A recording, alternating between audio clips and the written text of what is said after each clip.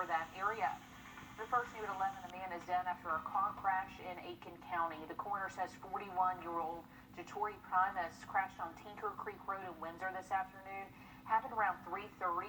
Primus was trying to go around another car when he lost control, ran off the road, and hit a tree. He died later at the hospital. The coroner says this is the 7th person who's died from a car crash in Aiken County this month.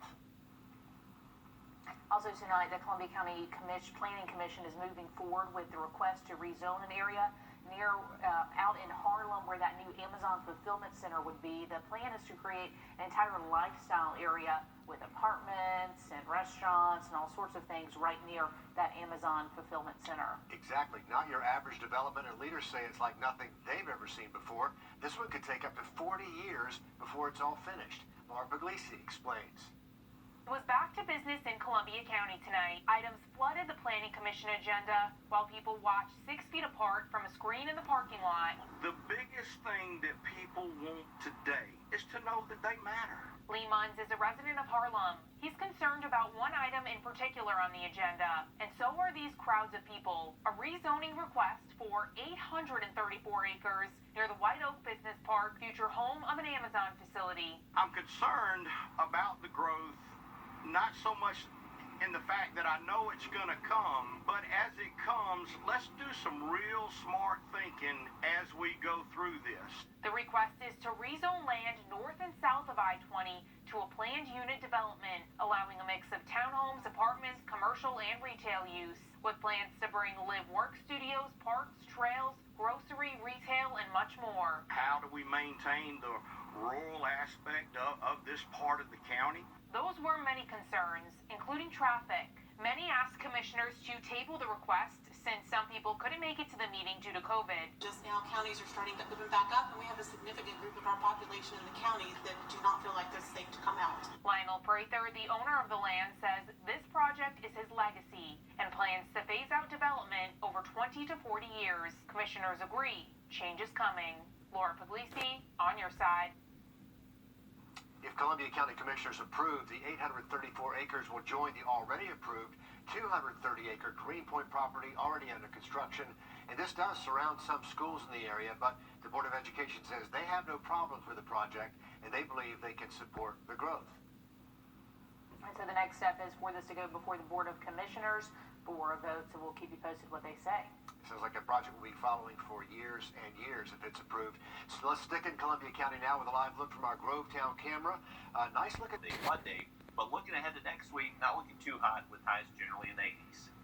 Okay, Riley, thanks a lot. You know, with all 50 states now under some kind of plan to reopen, a lot of people are getting ready to return to the normal things like going back to church.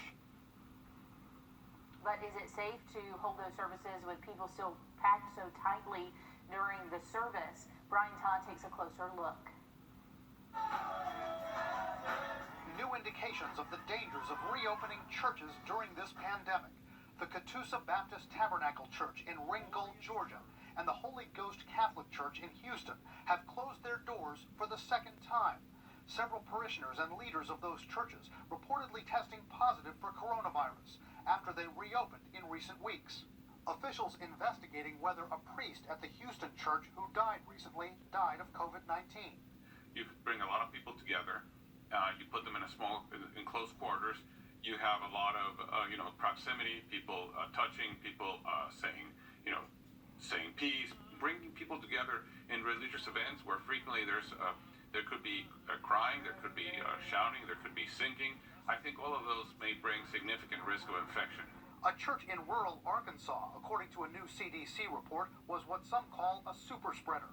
2 people who went to events there in early March, initiating a chain reaction, which infected at least 30 parishioners and killed at least 3 of them. But experts are warning it's not just the formal services associated with churches which are dangerous, but also their ancillary events. There was the case of a choir where one infected individual spread it to more than 50 just from choir practice. Birthdays and funerals and other events where people are hugging and touching would also be such types of events too. The state of New York is testing religious communities in New York City for antibodies of coronavirus and is starting to allow religious gatherings again, but only with a maximum of 10 people at a time. The last thing we want to do is have a religious ceremony that winds up having more people infected. As thousands of churches reopen around the world, our ideas of a typical service are going out the window. This week, Pope Francis celebrated the first public mass in 2 months in St. Peter's Basilica, but only with a limited number of worshipers. Father Timothy Pelt in Grosse Pointe Park, Michigan, got creative on Easter Sunday, using a squirt gun to dispense holy water to parishioners driving by. Health experts are recommending changes like drive-in services in parking lots, virtual services, temporary suspensions of church daycare. But one expert says it shouldn't be doctors or public officials who mandate those changes. I think it is not me as a physician who needs to tell them, the community. I think I work with the leaders of that community who then tell the congregation and the people that go to those churches and those synagogues and to those mosques what they need to do.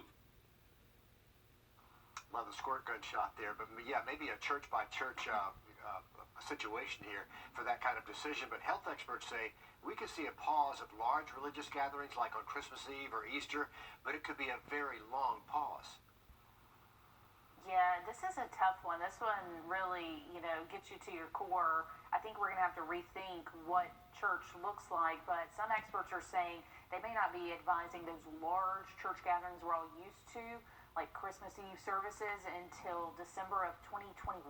So that's a long time. That is a long time to be online, but online services have also really taken off out of necessity.